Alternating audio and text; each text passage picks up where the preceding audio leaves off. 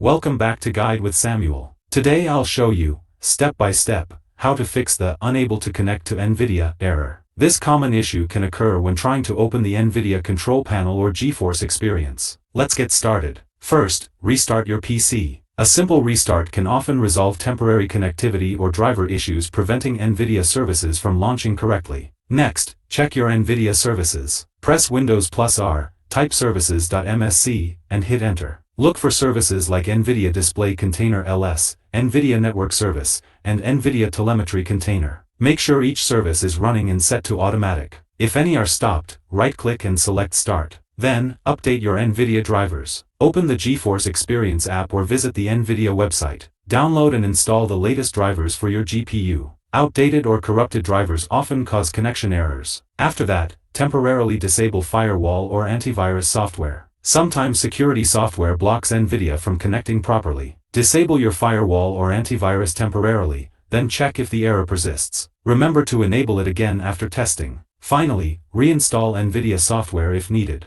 If the issue continues, uninstall the Nvidia drivers and GeForce Experience from control panel programs, then reinstall them from the official Nvidia website. This ensures a clean installation and fixes corrupted files. Quick tips. Always download drivers directly from Nvidia to avoid malware. Restart your PC after any driver updates or software reinstall. If using a laptop, ensure your GPU is active and not limited by power settings. Following these steps should resolve the unable to connect to Nvidia error and get your system running smoothly again. If you found this helpful, don't forget to like and subscribe to Guide with Samuel for more helpful tutorials. Thanks for watching.